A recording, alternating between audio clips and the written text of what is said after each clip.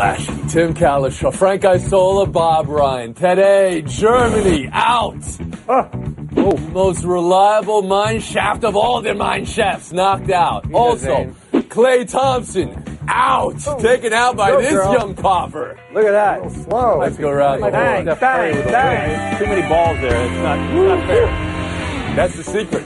Steal the balls from next door, and now you can It's get more. Around the Horn, the show of competitive banter. Here's Tony Reali. Germany out before the knockouts for the first time ever. Champs going out early for the fourth cup in the last 5, and Mexico loving South Korea forever and ever. Frank Isola, how big is this, and will this tournament miss Germany? Yeah, it's a massive upset, and the tournament will not miss Germany. Just like 8 years ago, it didn't miss Italy getting knocked out of the group stage. 4 years ago, Spain, the defending champ, getting knocked out of the group stage. This is what makes the World Cup great. Now it really is a wide-open tournament for teams that have never won it, like Croatia and Belgium, and maybe our boys over in England who haven't won since '66, because Germany always beats them. So a lot of teams should be a little bit more optimistic with the great Germans out. But is this an absolute failure on Germany's part here? They only won one game. They did it in the death of the second game. And then to get run off the field like they did by South Korea today. You know, absolutely massive failure for them, especially since they went into the final day. All they had to do was score one goal, win the game 1-0. They advanced against the weakest team, but give South Korea a lot of credit. Good strategy, a counterattack. They defended well, and they got a little lucky. Germany just could not put the ball in the back of the net. Tim Kalishaw? Yeah, I mean, giving up the goals they did, losing 2 games in the group stage, first time ever, losing to a team from Asia for the first time ever. It does remind us this is a World Cup. This is not the European Cup with a hint of South America. It is a World Cup, and Germany found that out. I think as far as what it does for the tournament, though, when you look at it from our point of view, I think Mexico, had they been eliminated today, which could have happened. They didn't exactly play well. That would have been a bigger story here. After Team USA, you know, Mexico is the most popular team in this country. That would have been a tough loss to take. So at least they're moving on. Bill Plaschke. Yeah, there hasn't been a repeat champion in the World Cup in over 50 years, and it survived. So I think it's good news Germany's out of it. New teams get in it. Senegal's got a chance to be the first African team to win the World Cup. I think Brazil's a fun. Everybody loves Brazil, fun to watch. But the bigger story here, like Tim said, it's Mexico. Mexico is become the U.S.'s second team in this country. Just look around. You look around the streets here in Southern California. People are going crazy for the Mexican team. I think that's the key. Is that they're now in. They got a legitimate shot. Bob Ryan. I mean, this tournament got off to an interesting start right away when Iceland beat Argentina 1-1, as the announcer properly said. And it's from that moment on, it's been a tournament of drama and excitement. And I think that the idea that now Germany joins the Netherlands and Italy as spectators during this going, I think it's fantastic for the whole interest of the world and the school. And I think.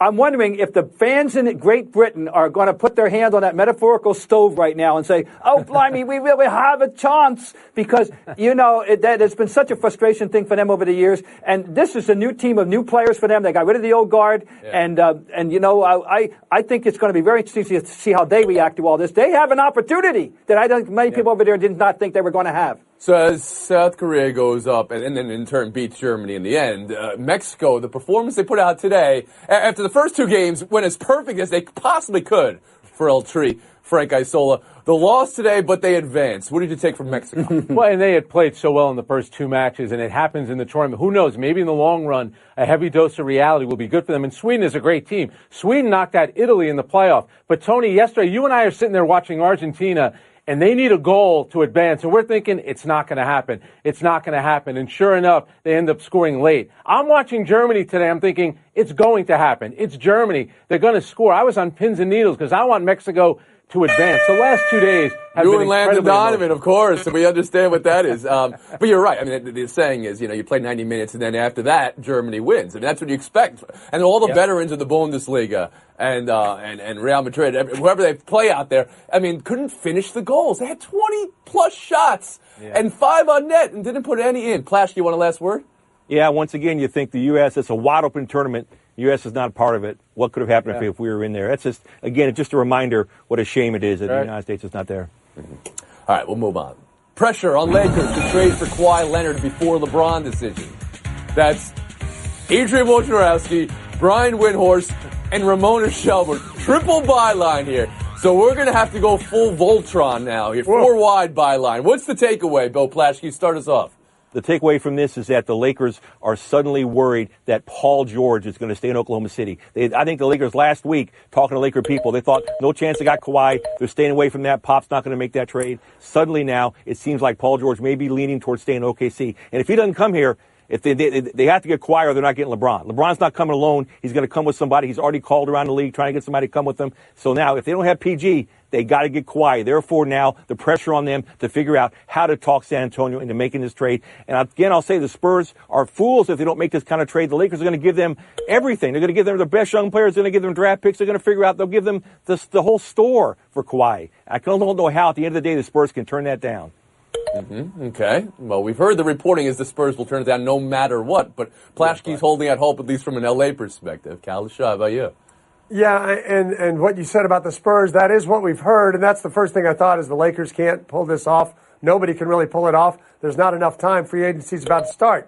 But then if you think about it from San Antonio's point of view, aren't they going to get more for Kawhi Leonard now than they're ever probably going to get? If they hang on to him past free agency, when is his value, if he's not playing for them, if he's playing for them, how is that going to ever get to the point where it should be now? Whether the Lakers, whether it's Philadelphia, they've all got assets and players to offer. I would think it could get done. Right, Gaisola? I mean, if I'm the Spurs, I'm sitting back. So there's a story out there that there's pressure on the Lakers to get Kawhi Leonard, one of my top rivals. Why am I in a rush to trade him? He's under contract for one more year. And Bill, you bring up, trading for the Laker players. I'll talk to Boston first, and maybe Kawhi Leonard, once he gets to Boston, will say, you know what? It's not so bad here. They have a lot of banners up there. They love their sports stars. To me, Boston has a much better package than that they could give than the Lakers could. You're shaking your head no, Bill. Why would Boston do this if it's only going to be a rental? He's no guarantee to go there. The Lakers can do this because he's going to stay there. Rental's not terrible, guys. I mean, the chance to win a championship this right now is not a bad option. I want to hear what Bob Brown's got to say about this. Well, all right, Bob, Boston's been invoked. Please, floor is yours. I'm echoing Frank. I think Boston could make a better deal than the Lakers could make for him. Now, but whoever does get him has to look him in the eye and be able to get a straight answer. What is this all about? Because we still haven't heard from him. We want to know what this is truly and really all about. Spell it out. Is it because you think you were misdiagnosed medically? Is it because of A, B, C, D, E? We want to know. And you got to make sure. Of course, Boston, Bill, wouldn't take him unless they knew that they were going to be able to keep him and sign him. There's no question. That's why whoever gets him. That's why Boston. Whoever gets him, that's a given, isn't it? Isn't that a given? Isn't that a given? Bill, you invoked the name of Paul George. Paul George, that was supposed to be a rental. He may stay in Oklahoma City. And what if I'm Boston? What if I did this? How about Gordon Hayward for Kawhi Leonard? Even if Kawhi left, all right, so I'm off Gordon Hayward's money. Kawhi leaves. I still have an abundance of assets. It wouldn't be the worst thing. You would make that trade if you were Boston.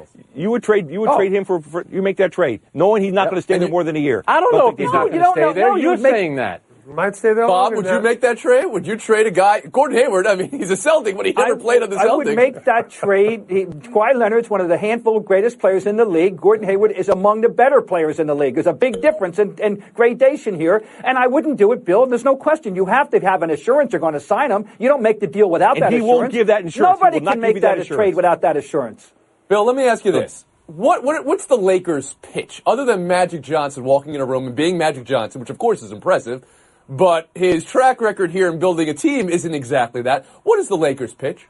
If you can win in L.A., you'll be the biggest star on the planet. You'll make the most money on the planet. There's so many more opportunities for you out here than anywhere else. So many more business opportunities, so many commercial opportunities for you. This is the entertainment capital of the world. You will be the capital entertainer of the world if you can win in L.A. There's no place like it. There is no place like it, and they're on the verge of building a winner here again, and you will lead them back to the promised land where they haven't been for the last 6 years. You will be like a Kobe Bryant. Look what Kobe's done with movies and television. You'll be like Kobe Bryant. Okay, does that sway anybody? Kalishaw, you signing with the Lakers? Kawhi Leonard doesn't strike me as a guy who's really looking for all that. He barely even speaks, in good times. So I don't know that he's looking to be the next Hollywood mogul. Everybody's looking for an Oscar. I don't know.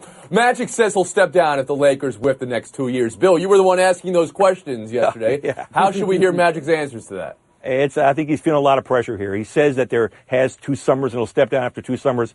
He's got to get it done this summer. And he's showing that he's feeling the pressure of this. This is part of his legacy out here. Believe it or not, a lot of people have never seen him play. And while he's the greatest Laker of all time and the greatest, LA citizen of all time, perhaps, he's also not proven himself as an executive, as a basketball executive, and he just badly wants to do that. And this would hurt that legacy. He's feeling that pressure right now, and he's saying, I'll get it done. Just trust me, I'm Magic Johnson. And everybody in LA just hopes that's enough. Tim Cowlishaw? I think he's speaking to the casual NBA fan and the casual Laker fan around the country who all assume LeBron is just, signed, sealed, and delivered for the Lakers. He's got a house there and all, and he's telling them that is not the case. We don't know if we're getting him, and we may not get him. We'll have to get somebody next year. This may take longer than you think. Well, I still think that the Lakers and that brand is still a preferred destination, and I don't have a problem with what Magic said. So next, if they don't get guys this summer, 2019, there's more free agents. But, Bill, one thing about winning in L.A., Derek Jeter winning in New York, LeBron James winning in Cleveland, Tom Brady winning in Boston, they didn't become big stars. They had to win in L.A. to become a big... Not even close to Shaquille O'Neal and Kobe Bryant winning in L.A. Not even close to Magic Johnson. Nuts. Not even close. You're nuts. You're crazy. No, You're crazy. My big takeaway from this is that by setting himself up as a deadline, that if he doesn't do it by next year, that he would willingly walk away and quit. I kind of disagree with Bill, although Bill's in the eye of the storm and I'm not. But I've been observing and knowing Magic a long time myself, and I do think that he's saying to the world, I can survive this. My legacy is fixed. I am Magic Johnson. And Bill, did they have schools out there? Did history begin in 2017? It's one of the interesting Nobody things knows you said, who we Bill, is. that Stop it with that. There's now a healthy portion of the fan base. A healthy portion of the who grew up they not know he's great, but they never saw him play, Bob. It's been 20 Gary years. Abrams should have never won in Dallas. Why God What is was Troy better Aikman than doing you winning in We're Dallas? getting old, fellas. We're getting old. That's what that is. Derek Jeter, Kobe Bryant, there's no question. There's not even close. Listen. It's not even close. Tom Brady. Taking a break. Buy or sell next. Around the Horn is brought to you by Domino's. Oh, yes, we did.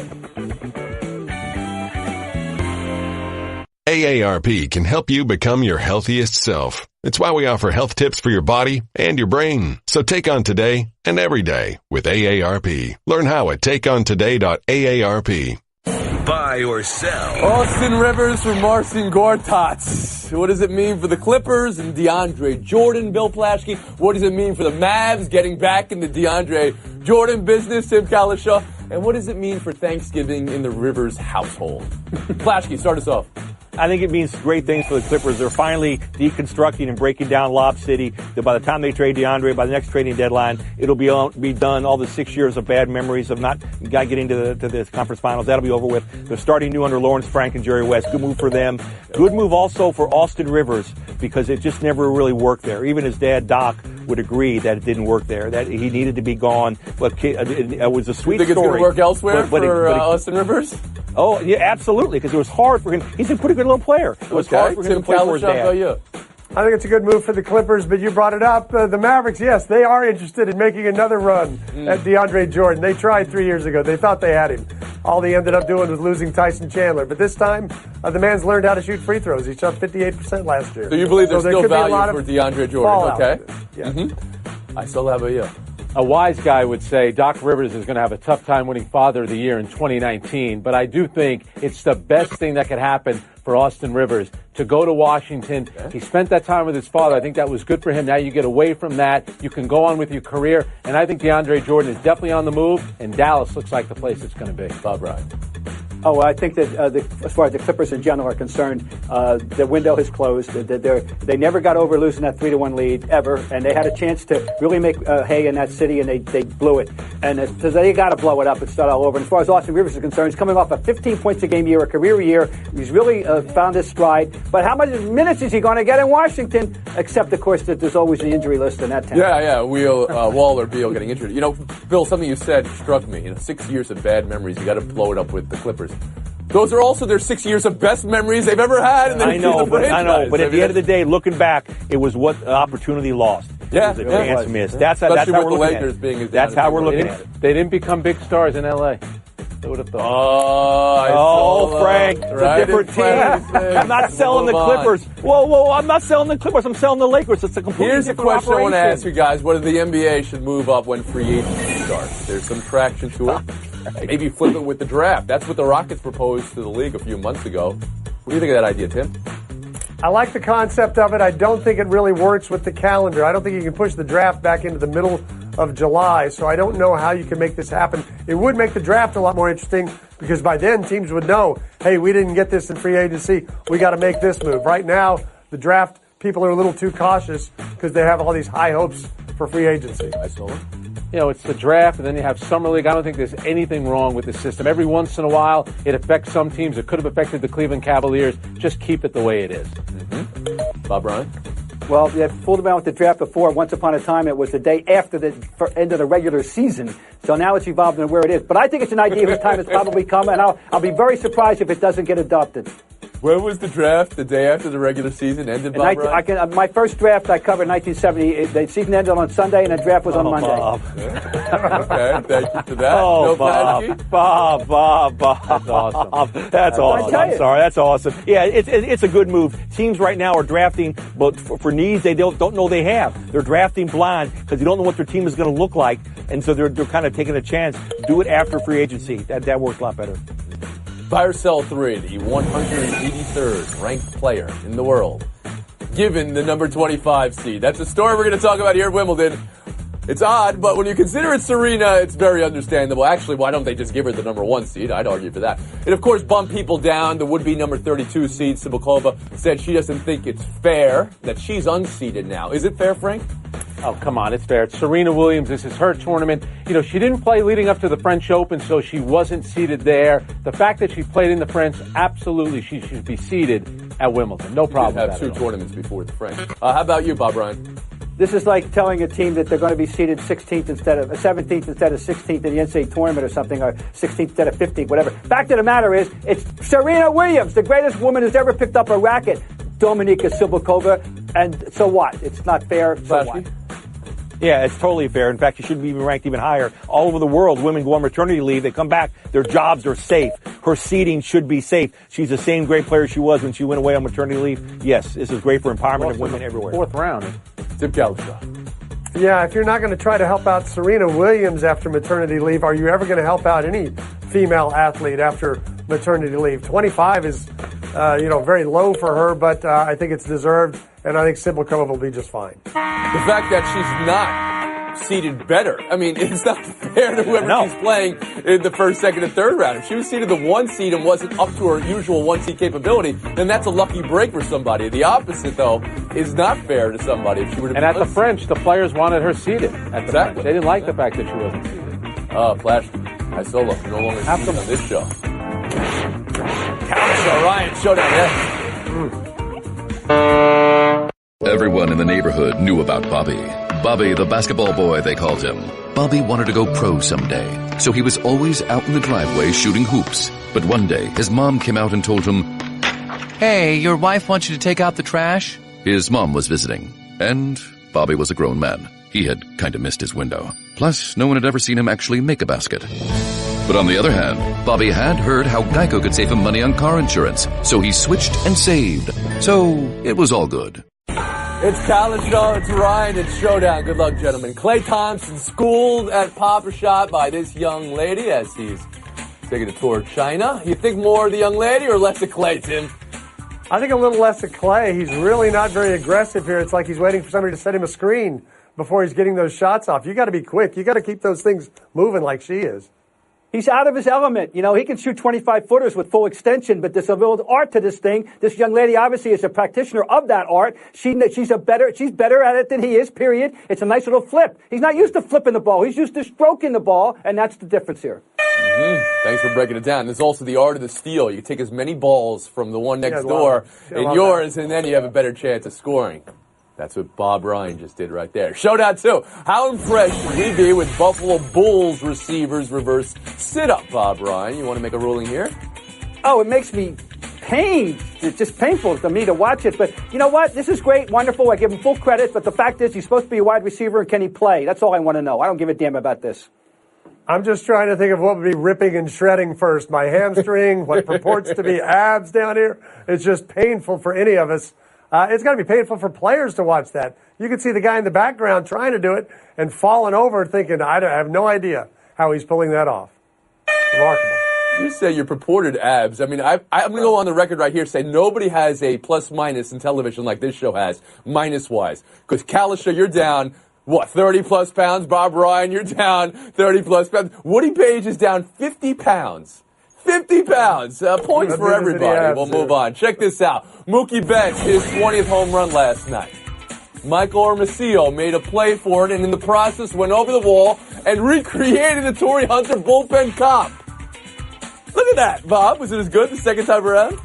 Not quite. The spacing isn't the same to make the perfect W and all that, but still, the idea, his name is Steve Horgan. He's still on the job. He's still enthusiastic. He's the still same guy? It's Steve Horgan. He's the same guy.